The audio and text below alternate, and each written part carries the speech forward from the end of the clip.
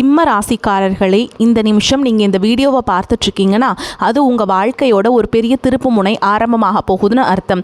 சமீப காலமாக எல்லாமே கை கெட்டின தூரத்தில் வருது, ஆனால் கடைசி நிமிஷத்தில் நழுவி போகுதேன்னு ஒரு ஆதங்கம் உங்களுக்குள்ளே இருக்கும்.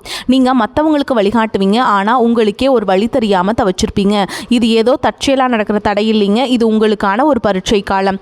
ஆனால் பயப்படாதீங்க, சிம்ம ராசிக்கு அந்த தடைகளை உடைக்கிற சாவியை இன்னைக்கு இந்த வீடியோ மூலமாக கடவுள் உங்ககிட்ட கொடுக்க போகிறார். அந்த சாவி வேற எதுவும் இல்லை, உங்கள் குலதெய்வம் தான். உங்கள் வாழ்க்கையில் இப்போ இருக்கிற அந்த ஒரு பெரிய கவலையை மனசில் நினச்சிக்கிட்டு குலதெய்வத்தோட பேரை கமெண்ட் பாக்ஸில் ஒரே ஒரு முறை எழுதுங்க. அந்த ஒரு வரி உங்கள் மன பாரத்தை பாதியாக குறைக்கும், இந்த பலன்களை பழிக்க வைக்கும். அது மட்டும் இல்லாமல் நீங்கள் இன்னும் நம்ம குடும்பத்தில் இணையலைன்னா சப்ஸ்கிரைப் பண்ணி இப்போவே சேர்ந்துக்கோங்க. ஏன்னா உங்கள் முன்னேற்றத்திற்கான அந்த முக்கியமான ரகசியம் இங்கே தான் இருக்குது. வாழ்க்கையை மாற்ற போகிற இன்றைய சிம்ம ராசி பலன்களுக்குள்ளே போகலாம் வாங்க. அன்பான சிம்மராசி நேயர்களே, நவ கிரகங்களின் தலைவனான சூரிய பகவானை ராசி அதிபதியாக கொண்டவங்க. நெருப்பு ராசிக்காரங்க தலைமை பண்பு, தன்னம்பிக்கை, தைரியம் மற்றும் தாராள மனப்பான்மை கொண்டவங்களாக இருப்பீங்க. உங்களுடைய ஆளுமை திறன் மிகச்சிறப்பாக எப்போவுமே மற்றவங்களுக்கு உதவணும், சமுதாயத்துக்கு நல்லது செய்யணும் அப்படிங்கிற நல்ல எண்ணம் கொண்டவங்க. நண்பர்கள் மற்றும் குடும்பத்தார் மேலே பாசமும் அளவு கடந்த அன்பும் வச்சுருப்பீங்க. இந்த வாழ்க்கையில் ஒவ்வொரு நொடியும் மகிழ்ச்சியாக இருக்கணும் அப்படின்னு நினைப்பீங்க. மிகப்பெரிய லட்சியத்தை மனசில் வச்சுக்கிட்டு அதற்கான செயல்களை செஞ்சுக்கிட்டு இருப்பீங்க. காதலை பொறுத்த வரைக்கும் தனி திறமைகளோடு செயல்படக்கூடிய தலைவர்களாகவும் நீங்கள் இருப்பீங்க. இப்படி சிறப்பான குணங்களை கொண்ட சிம்ம ராசி மகம் நட்சத்திரம், பூர நட்சத்திரம், உத்திர நட்சத்திரம் 1ஆம் பாதமில் இருக்கவங்களுக்கு மனசில் நினைச்ச காரியங்களை புத்திசாலித்தனமாக செயல்பட வேண்டியது அவசியம். எந்த இடத்துலையும் உங்களுடைய முன்கோபத்தை நீங்கள் வெளிப்படுத்தக்கூடாது. சுபகாரியம் தொடர்பான பேச்சுக்களில் உங்களுக்கு எதிர்பார்ப்புகள் எல்லாமே நிறைவேற போகுது. நெருக்கமானவங்க கிட்ட எதிர்பார்த்த சில உதவிகள் எல்லாமே கிடைக்கும். கணவன் மனைவிக்கிடையே ஒற்றுமையும் புரிதலும் அதிகரிக்கும். பண வரவு இருக்கும். நெருக்கடியான சில பிரச்சனைகளில் திடீர் முடிவுகள் கிடைக்கும். தாய் வழி உறவுகள் கிட்ட பேசும் பொழுதும் பழகும் பொழுதும் உங்களுக்கு நிதானம் ரொம்பவே அவசியம்ங்க. எதிர்பாலின மக்கள் மூலம் அனுகூலமான சூழல்கள் உருவாகும். நெருப்பு சார்ந்த துறைகளில் இருக்கவங்களுக்கு லாபகரமான வாய்ப்புகள் கிடைக்கும். சக ஊழியர்களிடையே ஒத்துழைப்பு மனசுக்கு புதிய நம்பிக்கையை ஏற்படுத்த போகுது. உங்கள் வாழ்க்கையில் கஷ்டங்களும் பிரச்சனைகளும் நிம்மதி இல்லாமல் போகிறதும் உடல் ஆரோக்கியம் இல்லாமல் அவஸ்தைப்படுறதும் இருக்குது அப்படின்னா அதற்கு சில காரியங்கள் இருக்கும். மனுஷங்களாக பிறந்த ஒவ்வொருத்தருக்கும் தங்களுடைய முற்பிறவியில் செஞ்ச நன்மை தீமைகளுக்கு தகுந்தபடி இந்த பிறவியிலும் இன்ப துன்பங்கள் எல்லாமே அனுபவிக்கிறாங்க. சூரிய பகவானை அதிபதியாக கொண்ட சிம்ம ராசியில நீங்க பிறந்திருக்கீங்க அப்படின்னா உங்களுடைய முற்பிறவி வாழ்க்கை ரொம்பவே சிறப்பானதாகவும் அதே சமயத்தில் அதிகாரம் கொண்டதாகவும் இருந்திருக்கும். நீங்க ஒருவேளை ஒரு குறுநில மன்னராகவோ அல்லது ஒரு ஊரின் தலைவராகவோ அல்லது பலருக்கும் வேலை கொடுக்கக்கூடிய மிகப்பெரிய செல்வந்தராகவோ இருந்திருக்கக்கூடும். அப்படிப்பட்ட உயர்ந்த பதவியிலும் செல்வ செழிப்பிலும் இருந்தபோது உங்களுக்கு தெரிஞ்சோ தெரியாமலோ நீங்கள் செய்த சில தவறுகள் இந்த பிறவியில் உங்களுக்கு தொடர்ச்சியான துன்பங்களை கொடுத்துட்ருக்கு. முக்கியமாக முற்பிறவியில் உங்களுக்கு கொடுக்கப்பட்ட அதிகாரத்தை நீங்கள் தவறாக பயன்படுத்தி இருக்கலாம். உங்ககிட்ட உதவி அப்படின்னு நம்பி வந்த ஏழை எளிய மக்களுக்கு உங்களால் உதவி செய்ய முடிஞ்சும் வெறும் அகந்தையின் காரணமாக அவங்கள திருப்பி அனுப்பியிருக்கலாம். கூட வேலை செஞ்சவங்களையும் உங்களுக்கு கீழே இருந்தவங்களையும் ரொம்பவே கடுமையாக நடத்தி அவங்களுடைய கண்ணீருக்கு நீங்கள் காரணமாக இருந்திருக்கலாம். அந்த ஏழை எளிய மக்களின் துயரமும் கண்ணீரும் பலவிதமான தடைகளாக இப்பொழுது உருவெடுத்து நிற்குது. அதே போல முற்பிறவியில் உங்களுடைய முன்னோர்களுக்கும் வயதில் மூத்தவங்களுக்கும் நீங்க செய்ய வேண்டிய கடமைகளை சரிவர செய்யாம விட்டிருந்திருக்கலாம். இறைவனிடத்தில் நிறைய வேண்டுதல்களை வச்சு அதை நிறைவேற்றாம நீங்கள் விட்டுருக்கலாம். இந்த மாதிரி பல காரணங்களால் இப்போ இருக்கக்கூடிய இந்த பிறவியில் உங்களுக்கு பல்வேறு கஷ்டங்கள் தொடர்ந்து வந்துக்கிட்டு இருக்கு. இந்த முற்பிறவி கர்ம வினைகள் இந்த பிறவியில் எப்படி செயல்படுது அப்படின்னு பார்த்தீங்கன்னா உங்களுக்கு தெளிவாக இதையெல்லாம் புரிஞ்சுக்க முடியும். நீங்கள் எவ்வளவுதான் உண்மையாக உழைச்சாலும் மற்றவங்களுக்கு நல்லது செஞ்சாலும் கடைசியில் உங்களுக்கு கெட்ட பேர் தான் வந்து சேரும். நீங்கள் உயிராக நினைச்ச உறவுகளும் நண்பர்களும் உங்களுக்கு எதிராகவே திரும்புவாங்க. உங்களால் முன்னேறியவங்க உங்களை திரும்பி கூட பார்க்க மாட்டாங்க. வாழ்க்கையில் ஒரு நல்ல நிலையை அடையலாம் அப்படின்னு நீங்கள் ஒரு காரியத்தை தொடும்போது சூப்பராக செஞ்சு முடித்தாலும் கடைசியில் ஏதோ ஒரு எதிர்பாராத விதமாக ஒரு தடை வந்து அந்த காரியம் முழுசாக கெட்டு போகும். கையில் பணம் வந்தாலும் அது இடம் தெரியாமல் ஏதோ ஒரு வழியில் செலவாயிரும். குடும்பத்துக்குள்ளேயே கணவன் மனைவிக்கிடையே சின்ன சின்ன சண்டைகள் மன நிம்மதியை கெடுக்கும். மனசுக்குள்ளே எப்போவுமே இனம் புரியாத ஒரு கவலையும் நாம் யாருக்கு என்ன தீங்கு செஞ்சோம், நமக்கு மட்டும் வாழ்க்கையில் ஏன் இவ்வளவு போராட்டங்கள் கஷ்டங்கள் அப்படின்னு ஒரு ஆதங்கம் எப்போவுமே உங்களை ஆட்டி படைச்சிட்ருக்கும். இது அனைத்து அனைத்துக்கும் அடிப்படையான காரணம் என்ன அப்படின்னு பார்த்தீங்கன்னா, முற்பிறவியில் செஞ்ச அந்த கர்ம வினைகள் தான் காரணமாக இருக்கும். அதுக்காக நீங்கள் மனம் தளரவோ பயப்படவோ தயங்கிட்டுருக்கவோ வேண்டாமுங்க. சூரியனை அதிபதியாக கொண்ட நீங்கள் எதுக்குமே அஞ்சாத நெஞ்சம் கொண்டவங்களாக இருப்பீங்க. எப்படிப்பட்ட நெருக்கடியையும் தைரியமாக எதிர்கொள்ளக்கூடிய ஆற்றல் உங்களுக்கு இயல்பிலேயே உண்டு. இந்த கர்ம வினைகளை எப்படி கழிக்கிறது அப்படிங்கிறதுக்காக ஜோதிட சாஸ்திரங்கள் நமக்கு தெளிவான சில வழிகளை எல்லாம் சொல்லியிருக்கு. முதலாவதாக உங்ககிட்ட இருக்கக்கூடிய நான் அப்படிங்கிற அகந்தையை நீங்கள் முழுசாக விடணும். எந்த இடத்துலையும் யாரையும் குறைச்சும் மதிப்பிடக்கூடாது. ஏழை எளிய மக்களுக்கும் உண்மையாகவே கஷ்டப்படுறவங்களுக்கும் உங்களால் முடிஞ்ச உதவிகளை எந்தவித எதிர்பார்ப்பும் இல்லாமல் நீங்கள் செய்யலாம். குறிப்பாக உழைக்கும் தொழிலாளர்களை ஒருபோதும் தரைக்குறைவாக நடத்தக்கூடாது. அவங்க உழைப்புக்கேற்ற ஊதியத்தை நீங்கள் கொடுத்தே ஆகணும். ஆதரவற்ற முதியோர் இல்லங்களுக்கு சென்று அங்கே வயதானவங்களுக்கு உணவு மற்றும் ஆடைகளை உங்களால் முடிஞ்ச அளவுக்கு தானமாக கொடுக்கலாம். இதையெல்லாம் ஓரளவுக்கு நீங்கள் சரியாக செஞ்சீங்க உங்களுடைய கர்ம வினைகள் பெருமளவு குறையும். உங்க வாழ்க்கையில நீங்க கற்பனை செஞ்சு பார்க்க முடியாத அளவுக்கு பொருளாதாரத்துல முன்னேற்றம், சமூக அந்தஸ்தும் கிடைக்க போகுது. பல மாதங்களா ஏன் பல வருடங்களா நீங்க அனுபவிச்சு வந்த பொருளாதார நெருக்கடிகளும் பண கஷ்டங்களும் கொஞ்சம் நஞ்சம் இல்லைங்க. உங்களுடைய கையில பணம் சுத்தமா தங்காம இருந்திருக்கும். நீங்க சம்பாதிக்கிற பணத்தை எல்லாத்தையுமே ஏதாவது ஒரு வகையில செலவு பண்ணிட்டு இருந்திருப்பீங்க. சேமிப்பு அப்படிங்கிறதையே முழுசா செஞ்சிருக்க முடியாது. அவங்களுடைய அடிப்படை தேவைகளை நிறைவேற்றிக்கிறதுக்கு பல நேரங்களில் மற்றவங்க கிட்ட கையேந்து நிற்க வேண்டிய சூழல் எல்லாம் தள்ளப்பட்டு இருந்திருப்பீங்க. கடன் தொல்லையால் பல இரவுகளில் தூக்கத்தை தொலைச்சிட்டு நாளைக்கு விடிஞ்சா கடன் கொடுத்தவங்களுக்கு என்ன பதில் சொல்கிறது அப்படின்னு ரொம்பவே மன அழுத்தத்துக்கு உள்ளாகி இருப்பீங்க. அது மட்டும் இல்லாமல் யாருக்கும் எந்த கெடுதலையும் நினைக்காத எனக்கு மட்டும் ஏன் இந்த பண கஷ்டம் தொடர்ந்து வருது அப்படின்னு கடவுள்கிட்டையும் பல முறை கண்ணீரோடு வேண்டிட்டு இருந்திருப்பீங்க.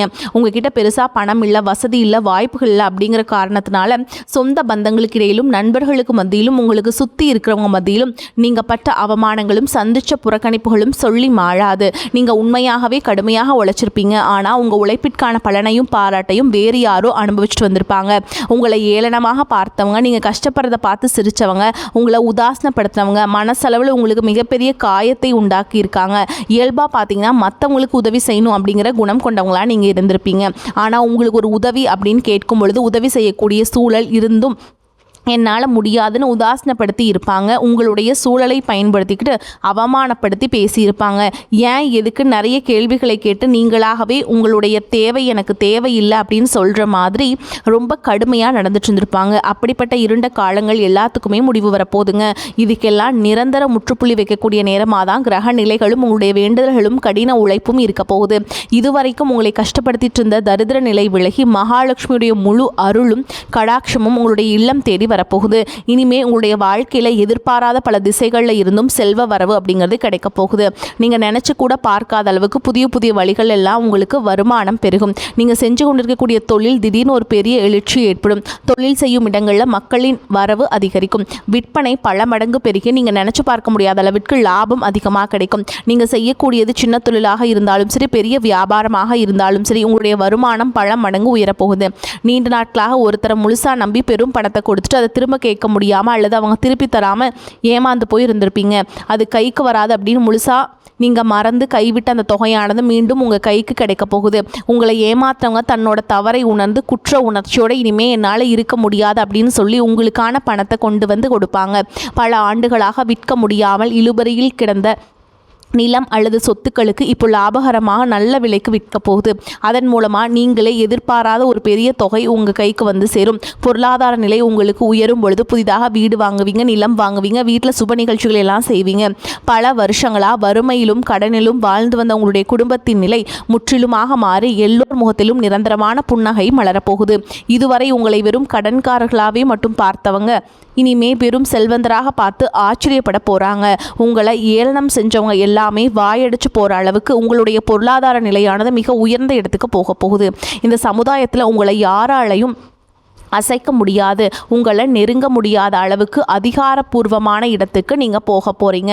வறுமை அப்படிங்கிறது உங்கள் வாழ்க்கையை விட்டு நிரந்தரமாக விலக போகுது. கடந்த காலங்களில் நீங்கள் வேலை பார்க்கக்கூடிய இடத்துல நீங்கள் சிந்தன வியர்வைக்கும் கொடுத்த உழைப்பிற்கும் கொஞ்சமும் சம்மந்தம் இல்லாமல் நீங்கள் பட்ட அவமானங்கள் ஏராளமாக இருந்திருக்கும். அலுவலகத்தில் மற்றவங்க செஞ்ச தவறுதலுக்கு எல்லாம் நீங்கள் பொறுப்பேற்று வீண் பழி சுமத்தப்பட்டிருப்பீங்க. உங்களுடைய அத்தனை சோதனை காலங்கள் எல்லாமே ஒரு முடிவுக்கு வரப்போகுது.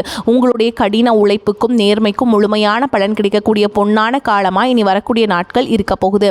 நீங்கள் எந்த இடத்துல வேலைக்கு முயற்சி செஞ்சாலும் உங்களுக்கு தகுதிக்கு ஏற்றபடி நல்ல வருமானத்தோடு வேலை கிடைக்க போகுது. இதுவரைக்கும் நீங்கள் எதுக்குமே ஆக மாட்டீங்க அப்படின்னு உதாசனப்படுத்திய சொந்த பந்தங்கள் எல்லாரும் மீண்டும் உங்ககிட்ட நெருங்கி வந்து பழகுவாங்க. பல வருஷங்களாக வேலையில் ஒரு பதவி உயர்வுக்காக எதிர்பார்த்து காத்துட்டு இருந்திருப்பீங்க. அந்த பதவி உயர்வு இனி வரும் காலகட்டங்களில் உங்களுடைய கைக்கு வந்து சேரப்போகுது. உங்களுடைய மேல் அதிகாரிகள் இதுவரைக்கும் உங்களை குறை சொல்லிட்டு இருந்திருப்பாங்க. இனிமேல் உங்களுடைய திறமையை முழுசாக உணர்ந்து உங்களை கொண்டாட போகிறாங்க. தொழில் மற்றும் வியாபாரத்தில் புதிய புதிய வாடிக்கையாளர்கள் எல்லாமே உங்களை தேடி வருவாங்க. முடங்கி கிடந்த தொழில்கள் கூட மீண்டும் சிறப்பாக நடக்க போகுது. அந்த தொழிலை விரிவுபடுத்தி பலருக்கு வேலை கொடுக்கக்கூடிய அளவுக்கு மிகப்பெரிய முதலாளியாக மாறக்கூடிய ராஜயோகம் உங்களுக்கு வரப்போகுது. நீங்கள் புதுசாக எந்த ஒரு தொழிலை தொடங்க நினைச்சாலும் அது உங்களுக்கு அமோகமான வெற்றியை தேடித்தரும். வாடிக்கையாளர்கள்ட்ட உங்களுக்கு இருந்த நட்பெயர் பல மடங்கு உயரப்போகுது. கூட்டாளிகளால் ஏற்பட்ட பிரச்சனைகள் அனைத்தும் சுமூகமாக முடிவடையும். அரசாங்கம் சார்ந்த எந்த ஒரு ஒப்பந்தமும் அல்லது தொழில் தொடர்பான உதவிகள் உங்களுக்கு தேவைப்பட்டுச்சு அப்படின்னா அது எளிதாக கிடைக்கும். கடந்த காலங்களில் உங்கள் குடும்பத்தில் நீங்கள் சந்திச்சுட்டு வந்த நிம்மதியற்ற சூழல்களும் மனவேதனைகளும் சொல்லி அடங்காது.